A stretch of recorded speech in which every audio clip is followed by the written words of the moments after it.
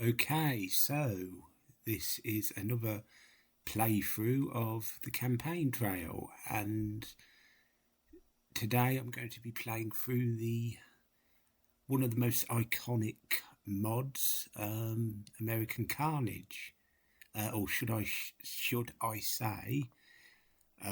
Actually, let's get to it.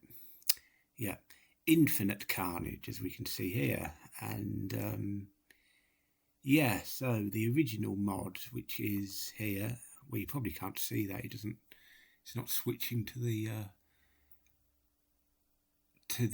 drop down thing. I don't think. Yeah. Anyway, but yeah, Infinite Carnage is the updated version, just updated 3 days ago, I think. On the Reddit subreddit for a campaign trail. Yeah, of the original mod, which is one of the most, as I think I said, one of the most celebrated of all time on the campaign trail. One of the most played, and yeah, definitely, I would share that opinion with I think the vast majority of players of the campaign trail. So anyway, yeah, what the first kind of big difference you can see is the picture here, the introductory photo, which is kind of the riot police, or whatever they're called, outside the White House. I think, is this during one of the BLM protests, maybe, or something like that? Yeah, not sure where that's from specifically, but and here's the next new photo or photos. Yeah, this is a painting of Trump looking like his mother, actually. Was she Mary Trump? Yeah, yeah, it does look like his mother there. That's funny. And then we've got Mike Pence, who is turned into Putin there. I don't know what they're getting at there. That's interesting. And then we've got this also a new feature we've got here is every time or unlock only for achievement pop-ups. That basically does what it says on the tin, I think. So normal, yeah, normal difficulty as standard. So I'm not going to talk through all that. I think the questions are mostly the same, and I say mostly because yeah, there are one or two new questions, I think, depending on what you do as you go through. So this is the first question about the inauguration. What tact do you take? And I think I like to change things up a bit, so I'm going to go for the unity thing, like the optimistic Reagan thing, and that's please both McConnell and W. Bush. So that's good.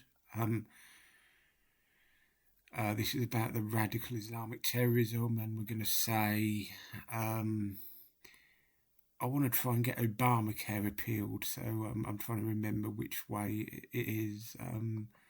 So the Christian refugee kind of angle, priority, and that's pleased Jerry Falwell Jr. Florida. We're gonna take us out of the Paris Accords, I think. Very strong decision, sir. Republican judges, we're going to focus on them. Heritage Society. And this is the whole Russia thing. We're going to try to rely on Rudy Giuliani. And this is the Obamacare question. So hopefully this is enough to get it. We've done enough to get it repealed. Oh gosh, yeah. There's yeah, so basically this is the path where McCain, as happened in real life, McCain um, gave his thumbs down and literally, and it meant that we still got Obamacare to this day. So Afghanistan, we're gonna pretend that we're not gonna pretend we are bitter towards McCain now. So we're gonna take a completely different tact. We're gonna go against neoconservatism. So we're getting out of Afghanistan, and yeah, and we're also gonna go. We're going to go protectionist with 25% on cars, on American cars, and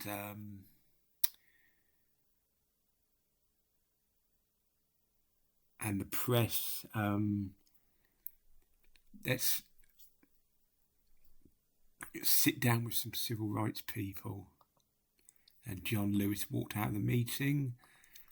So this is China, etc. Who do we pick a fight with, basically, or what tack do we take here? So again, the protectionist route by repealing NAFTA.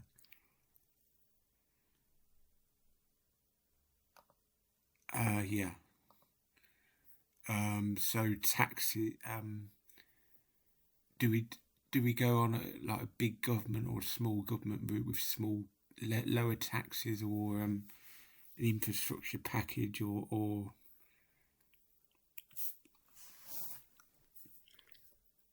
neither of the above? So we're going to go for a $1 trillion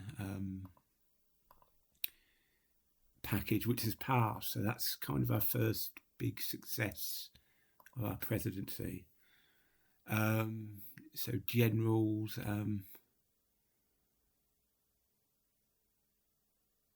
let's rely on bosses, the man and Corey. Suspends the passes of various mainstream media outlets. And we get on this one. We're going to end the forever wars. That's a tack we want to take to spite McCain.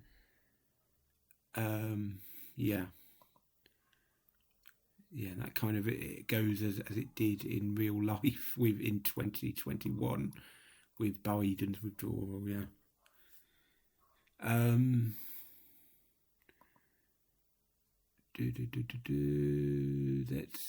Let's go antitrust again, the populist route on this. Trump versus Bezos.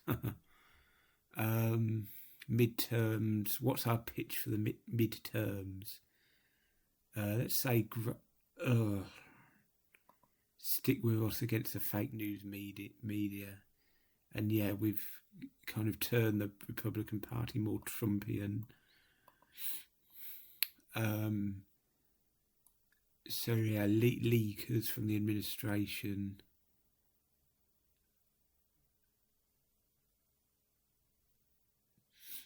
And let's focus on election fraud there. Rudy sues everyone. So this is the shutdown over the Mexico border wall. So let's kind of do our kind of route, going on television to argue for it. And the troops have moved in. So I'm a real maverick, not like McCain. So this is again another foreign policy thing. So we're going to pull the plug on NATO on this one again, going the anti-McCain route. This is the impeachment question. Let's focus on our own party, the Senate Republicans.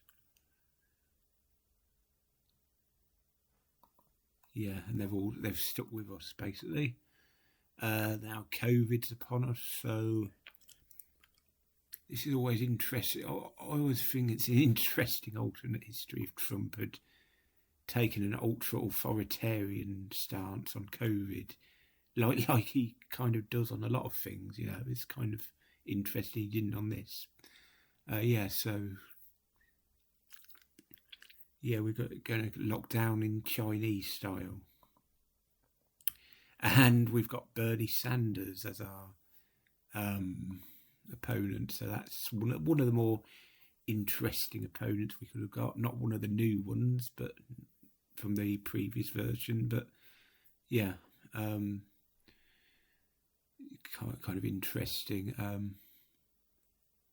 Let's kind of focus on attacking him for destroying and putting up taxes, destroying businesses, jobs, money, etc.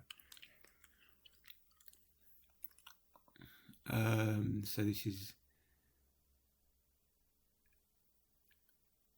a focus on this is about the Democratic Convention. Let's say it's boring, because that's kind of it kind of goes against what they would want the impression to be if they nominated Bernie, wouldn't it? They'd want to be seen as exciting if they nominated Bernie.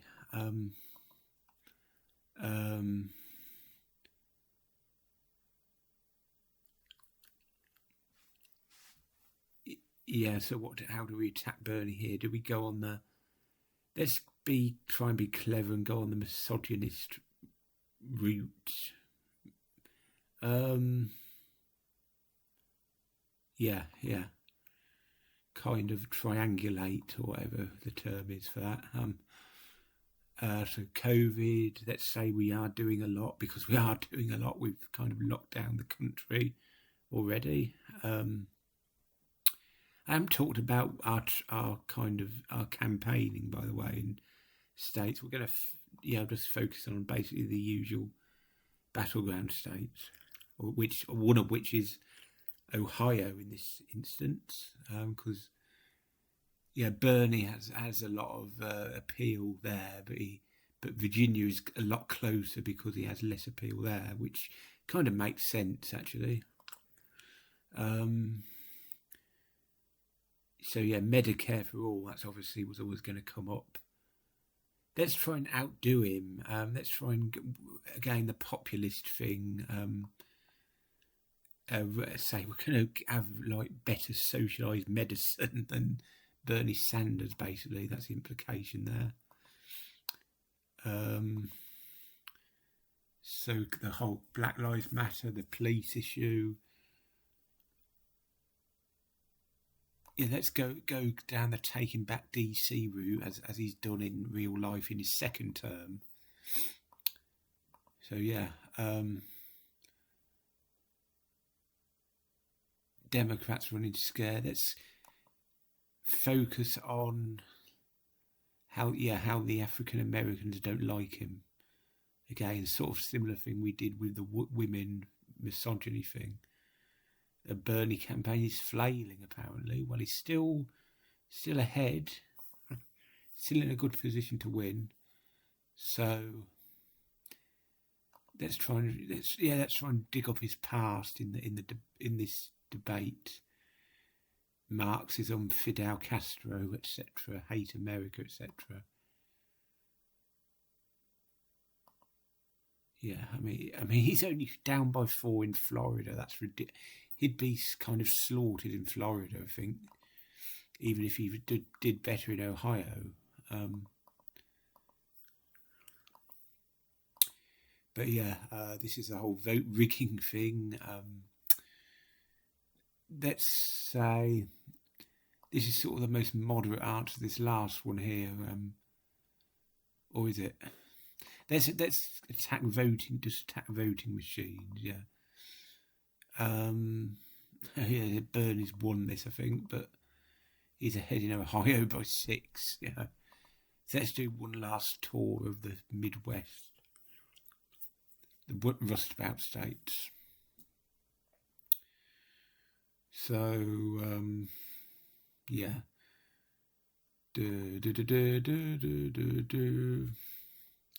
So Bernie's got 41% in Kentucky, which is good for a Democrat in modern times in the presidential election, as is 46% in Indiana. 39% in West Virginia again. That's pretty good. And you see, he's competitive in a lot of these GOP states like South Carolina, 40% in Oklahoma. He's doing quite well in the Deep South as well for a Democrat, recent Democrat. He's won Ohio, he's won Pennsylvania, he's won Virginia, so that'll be it, unless he hasn't lost Wisconsin or Minnesota either. He has lost Florida, unsurprisingly, and Georgia, unsurprisingly. Yeah, so try and take this to the end. He's won the Western battlegrounds as well. Yeah, quite competitive in North Dakota anyway, and Montana. Yeah, he hasn't got below, or close in Texas. Yeah, he hasn't got below 40% in many states. That's quite amazing. 42% in Utah, almost 40% in Idaho, and he's won Alaska. Yeah, kind of interesting what the map would have been with Bernie as a candidate. I think Georgia and Florida and North Carolina, he wouldn't have won any of those. I think he would have won PA and Michigan and Wisconsin, which would have been enough. Not sure about Arizona. Don't think he would have won Alaska. Yeah, I think he might have won narrowly than this. Bing, bing, let's say. But yeah.